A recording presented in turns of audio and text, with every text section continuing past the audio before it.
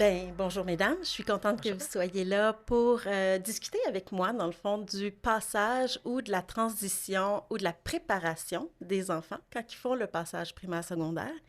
Puis j'aimerais ça qu'on aborde aussi le passage secondaire et études postsecondaires. Mhm. Donc, si vous voulez nous parler de votre expérience ou de votre Ben, vision. si je peux juste me présenter, moi, c'est Josée Drouin. J'ai un enfant au primaire. Donc, ce qui est pour l'instant le challenge, c'est qu'il est en 5e année. Il s'en va en 6. C'est un petit anxieux. Il est nerveux. Il anticipe beaucoup. Donc, c'est sûr que ce qui s'en vient à la grande école de secondaire, c'est un peu épeurant pour lui. Donc, ça se transfère aussi un petit peu sur moi et vice-versa, mes craintes aussi. Donc, je trouve qu'il faut définitivement soutenir, oui, les enfants, mais il va falloir soutenir les parents aussi, plus que je pense la réalité qu'on a du moins dans notre CSS en ce moment. Mm, tout à fait. Bonjour, moi c'est Geneviève.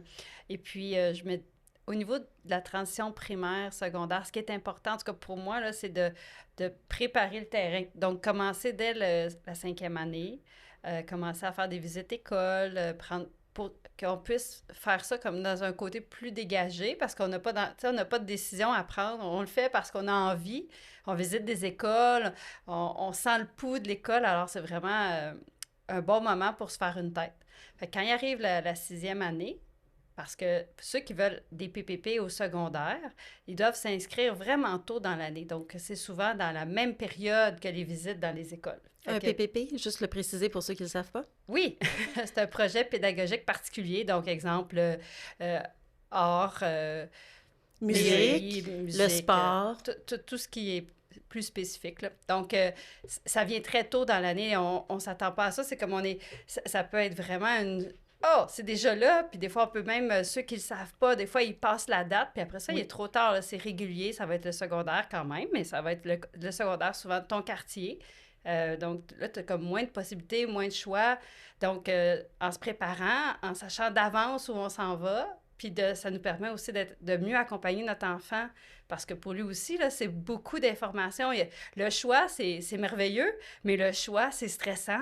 Fait que quand on peut les pesant. accompagner, puis on peut les visiter, les écoles, puis après ça, ben donc, tu sais, ça va vite, là. Tu sais, tout est Et aussi... toi, Geneviève, tes enfants, t'en as un petit peu partout, là. Ils sont parsemés dans tous les niveaux scolaires, là. Oui, j'ai vécu ça plusieurs fois. Oui. J'ai 4 enfants, donc j'en ai un au primaire, j'en ai 2 au secondaire, une au cégep.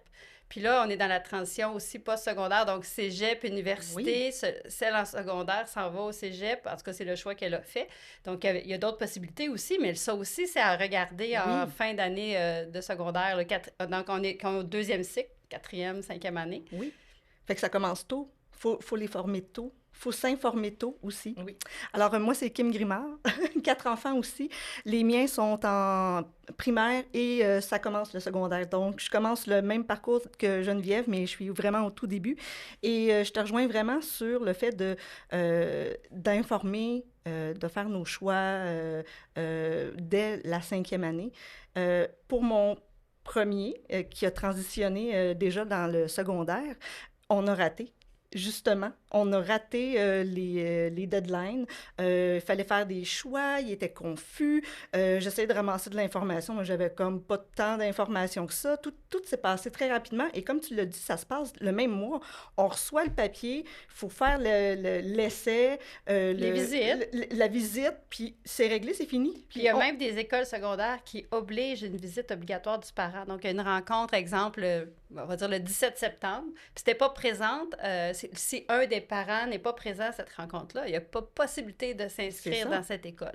Fait que, tu sais, il y a vraiment des choses, il faut se préparer, il faut se préparer, être prêt. tout à fait. Et le manque d'informations. Donc, on prépare les enfants pour la transition, mais on ne prépare pas les parents pour aider les enfants à transitionner. Donc, on manque d'informations vraiment, là. Donc, ce qui vous aurait aidé, dans le fond, c'est d'avoir un endroit ou un site qui aurait eu toutes les informations pour dire telle école, c'est tel programme, telle école, c'est tel programme. Puis voici comment ça marche pour pouvoir inscrire votre enfant pour qu'il ait une chance de pouvoir entrer dans le programme. Parce que pour ma part, c'est 30 places pour 300 demandes. Fait qu'en plus, ils veulent pas faire de discrimination. Fait que là, c'est des tirages. Donc, à ce moment-là, ben, il y en a beaucoup de déçus puis Oui. peu de reçus. Puis, Il faut gérer les attentes, exactement, surtout. Là, la je pense. déception. Il faut Oui, gérer oui. la déception aussi, là, les C'est ça. préparer. Puis, il ne faut pas oublier aussi les élèves en difficulté d'apprentissage. Tu sais, des fois, on ne le sait pas, on visite des écoles, là, on est emballé par un programme, notre enfant, il se voit là, puis là, on regarde Les exigences. les requis, Mhm. puis il n'est pas éligible. Puis là, ben, il y a des déceptions qui viennent avec. Alors, c'est important. Fait que souvent, moi, en tout cas, je comprends ce que tu dis, mais nous, c'est pas parce que l'information n'est pas là. C'est que l'information, on la prend pas parce qu'on se pense qu'on n'est pas concerné en tant que parent. Fait que c'est important de, tu sais, que ça circule, que déjà, là, au début de la 5e année, il faut commencer à y penser, puis c'est là que ça se passe, même si on a l'impression que c'est loin, parce que plus on est informé, mieux on va prendre nos décisions, puis il n'y arrivera pas d'impair, là, tu sais, à la dernière minute. Moi, j'ai plein de parents, là, comme ça, qui ont passé tout droit parce que tout est allé trop vite. Je sais pas, ton enfant est malade pendant cette semaine-là, t'oublies, puis c'est Parce que ça se trop passe durant tard. la rentrée, en plus. Là, donc, Dans le chaos, là. et si tu as plus d'un enfant, je m'excuse, là, mais c'est le chaos, c'est la rentrée du hockey, c'est le... et Les tout. assemblées Et générales. les assemblées générales. Puis cette année, en plus, moi, comme je disais, mon fils est en 5e année, j'ai dit à mon fils, « Hey, on va aller visiter des écoles secondaires. » Puis là, il m'a dit, « Mais maman, je suis en 5e. C'est l'année prochaine qu'on fait ça. » Puis j'ai C'est dit, « Non, non, loin. Thilo, on va juste aller à voir. Ça va nous donner une idée de ce que ça a l'air. » On en a visité 2. Mais là, il y avait vraiment... Je voyais déjà qu'en 5e année, il y avait le conflit entre... Je veux aller avec mes amis, mais ce programme-là, il est à l'autre école, puis tout ça. Fait que ça aussi, c'est de l'accompagner avec ça. Puis quand j'en discutais autant au conseil d'établissement ou avec d'autres parents, ils me disaient, mais là, il est en 5e année, t'es bien intense. Puis là, je suis pas intense. Je m'informe et je prépare d'avance, connaissant mon enfant, mais connaissant aussi mes craintes comme parent. Si je suis pas capable d'avoir l'information, comment tu veux que j'accompagne bien mon enfant? Donc, à c'est pour ça que définitivement l'importance de Oui. commencer jeune. Et puis, enfin, je voulais vas-y. juste ajouter le fait que, ben, mon nom à moi, c'est Viviane Drapeau. Ah oui. Ça peut déjà être une Enchantée. bonne idée. Et, ben, moi, je suis la mère de 5 garçons. Donc, essayer de garder les garçons à l'école, c'est une chose. Les intéresser à l'école, c'est un autre projet.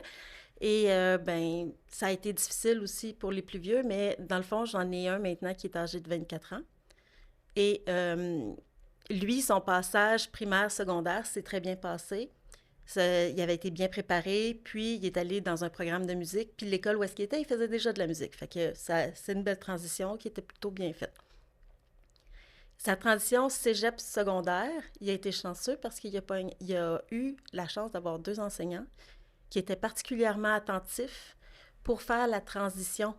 Donc, tout au cours de la dernière année de secondaire, ils ont commencé à relâcher le suivi au niveau des élèves pour qu'ils développent leur propre organisation, pour qu'ils trouvent les outils pour être capables de remettre un projet, même si c'est dans 3 semaines, mais que l'enseignant ne le répète pas à tous les cours, là. Ouais. Ça, c'est merveilleux. Clonons ces profs-là, définitivement. Mais est-ce que c'est parce que ces profs-là étaient conscients qu'au cégep, il n'y aurait plus ce soutien-là? Probablement. Mais c'est le même pour tous les élèves. Donc, il faudrait que cette chose soit prévue par tous les enseignants du niveau de secondaire 5. Ça aiderait. Et puis, le rôle du parent dans cette transition-là, comment ça s'est passé? Ça a été... pour ma part, j'ai trouvé ça particulièrement intéressant, surtout que j'ai toujours été aux rencontres de parents. Donc, j'ai pu aller discuter avec cet enseignant-là lors du premier bulletin, je crois. Puis, il a expliqué sa méthode de faire. Et j'ai dit, ben, c'est pourquoi tu es le seul à le faire? Puis, il a fait comme, ben, c'est parce que je peux pas dire aux autres comment faire leur travail. Je dis, oui, mais on s'entend que c'est logique, là.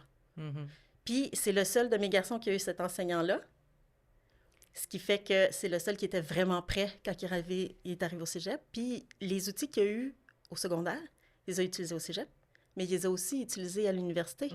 Puis aujourd'hui, ben, c'est un enseignant de sciences au secondaire. Puis lui, il dit, mon niveau de prédilection, ce serait secondaire 4. Mais il dit, je vais commencer tout de suite à les préparer pour le cégep, tranquillement, pas vite, dès le secondaire 4, puisque on ne sait pas s'il va avoir un enseignant qui va pouvoir le faire en secondaire 5.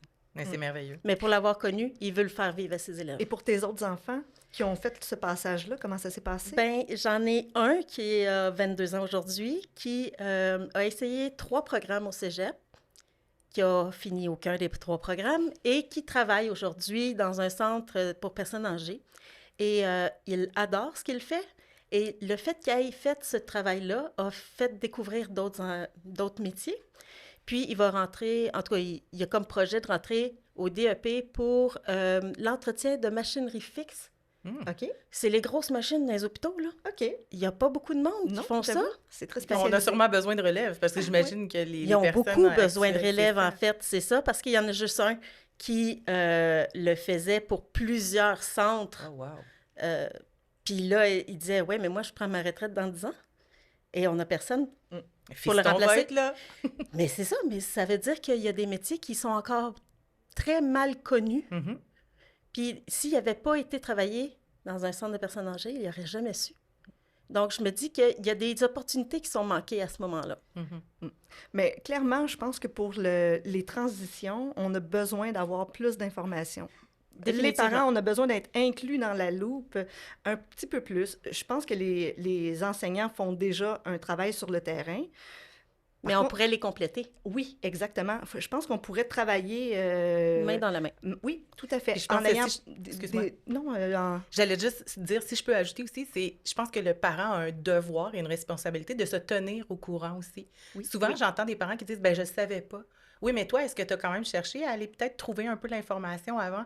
Tu sais, c'est triste à dire, mais les pages Facebook, des fois, regorgent d'informations au centre de services scolaires et tout, puis les parents regardent pas leur courriel ou ça, fait que des fois, ils sont pas au courant de toutes les belles choses qui sont offertes aussi, là. Mais je ferais du pouce sur ça, mais en fait aussi, il y a la double ignorance. Hein. Quand tu sais pas que tu sais pas, c'est Exact. toujours Tu un le sais pas. problème. Eh oui, c'est tout à Fait fait. que tu le sais pas. Fait que je pense que déjà, dès la 4e année, tu sais, les enseignants, ils pourraient être dans le processus parce que, tu sais, on a des rencontres avec les enseignants au primaire, Oui, habituellement, en plus. début d'année. Oui. Puis si on avait les feuilles, des visites... Par de l'éducation un petit peu plus aux parents. Oui. Parce que c'est pas Pour sa les tâche. parents, juste un peu. Juste Ouais. un petit peu, que la feuille Ouais. soit là, que l'information soit Oui. disponible. Là, tu sais, il y a juste un petit... tu sais, ça prend une phrase. Ah, peut-être que ça serait un bon moment de penser à regarder pour déjà Les transitions. s'informer. Oui. S'informer. Les sujets, qu'est-ce que l'enfant va vouloir... Puis il ne faut pas oublier non plus que ce qui pourrait l'intéresser en 4e année ne va peut-être plus l'intéresser en 5, puis Oui. il va peut-être encore être intéressé en 6. Donc, il faut juste rester ouvert avec ça, mais de le savoir, puis d'être capable d'accompagner notre enfant là-dedans. Dans Je les- crois que ça va être vraiment gagnant. Et je pense qu'on a un défi un supplémentaire quand notre enfant est Avec des besoins particuliers. avec des besoins particuliers. Moi, j'en ai mon numéro 3, a des besoins particuliers. Alors, il arrive à ce moment-là où je dois déjà commencer à le coacher un peu sur les transitions. Là, c'est sûr que, bon, j'ai numéro 1 puis numéro 2 qui m'ont déjà... j'ai déjà... Pavé le chemin un Oui, peu. c'est ça, que j'ai appris un peu à la dure, mais quand même, là, je trouve que pour cet enfant-là, je vais avoir... j'ai des nouvelles questions. Tu sais, Ah. j'ai des nouvelles inquiétudes. Les défis sont différents un Oui, petit peu. c'est C'est ça, un là. nouveau chemin aussi. J'ai un nouveau chemin pour Parce lui. que là, peut-être que c'est pas les mêmes écoles qui auront Exact. accès, puis Oui, là, l'information est encore moins facile à Exact. trouver. à qui je dois m'adresser, quelles sont les ressources pour cet enfant, quelles sont les ressources pour moi. Donc, il y a comme... puis je pense qu'on est plusieurs parents à se questionner à ce niveau-là. Là. Oui, bien, dans le fond, pour conclure, je dirais que le site Internet de votre centre de service devrait être votre premier lieu pour aller chercher de l'information. Ensuite de ça, vous avez toujours le site de la Fédération qui pourra vous guider sur d'autres avenues. Puis, si jamais tout ça ne répond pas à vos questions, il y a toujours un téléphone, puis on peut toujours appeler. Puis, à ce moment-là, on va peut-être avoir des réponses plus personnalisées aussi. Il ne faut pas s'inquiéter de déranger quelqu'un parce qu'il n'y a rien de plus important que l'éducation. Donc, ils sont tous là pour nous aider. Merveilleux Ben oui. résumé. Merci. C'était le fun. Puis sinon, merci, on va les le filles. créer, le guide. Ben, c'est ça. On est là pour ça. Eh oui. Eh bien, merci, c'était le fun. Oui, c'est Au fun. plaisir.